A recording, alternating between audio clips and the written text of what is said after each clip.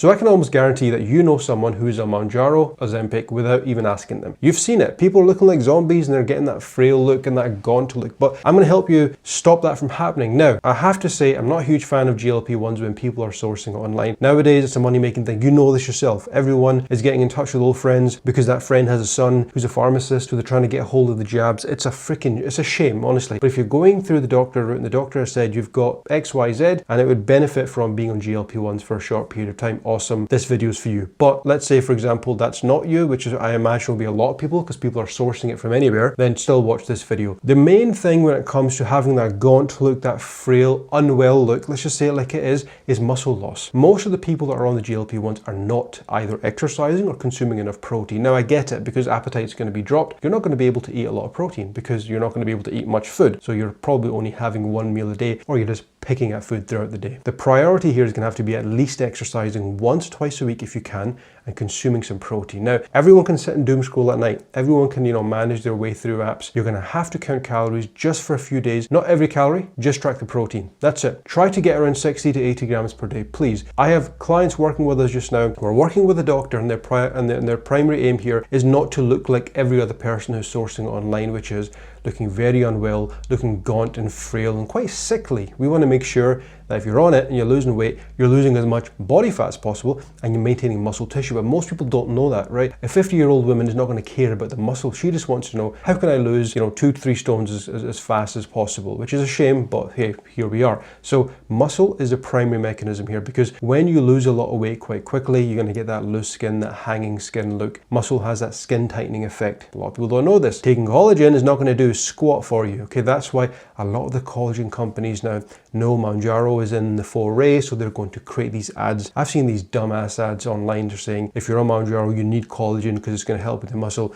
No, collagen is not a complete protein. It's one of the worst sources of protein because it doesn't have the full amino acid profile. Like, a lot of you should know this by now. Okay, just go on Google. When you're going to be taking any protein supplements, just stick with a whey protein. Anyway, so muscle is the primary goal here. So I would probably recommend that you exercise once or twice a week if it's safe, and if you've got a good technique, or if you want to work with someone, go ahead and do it. But lifting some form of weights once or twice a week is going to be your best bet in stopping that, I guess we call it Mounjaro face, from happening. And it's going to mean that you're going to maintain muscle, because when you're in let's say a general calorie deficit, not just on GLP-1s where your appetite suppressed, even a general calorie deficit, you will still see some muscle loss, because when the body taps into stored energy, because that's what it is, a calorie deficit, it's going to also go towards muscle. We can't stop that from happening. What we can stop is taking less from muscle and more from body fat. But when you're on GLP-1s, because appetite's suppressed massively, you're going to have a huge amount coming from body fat and muscle. So we want to offset that by consuming enough protein through your protein-based foods and trying to exercise, because it gives the body a reason to hold on to the muscle. Because if it doesn't,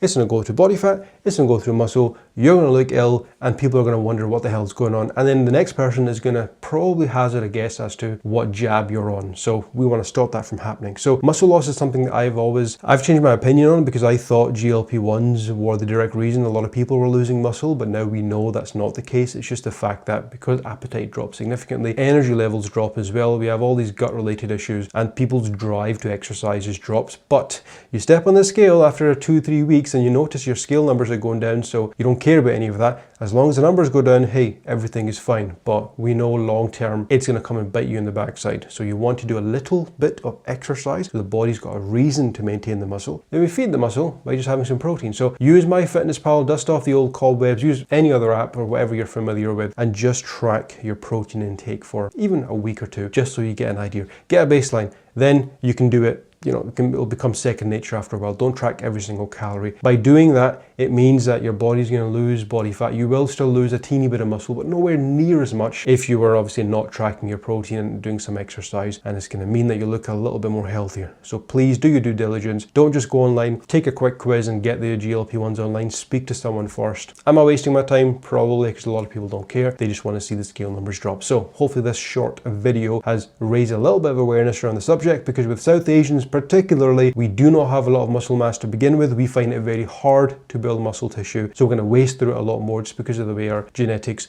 are, unfortunately. But we can work with it, and there's a solution, okay? Lift some weights if you can, exercise, eat a little bit more protein, and it means that the possibility of the Mounjaro / Ozempic phase is going to be lowered as much as possible. I actually did a video on 5 desi foods that are probably stopping you from losing weight, and I can almost guarantee you're going to be guilty of one of them. I just made it recently. Check it out and I'll see you over there.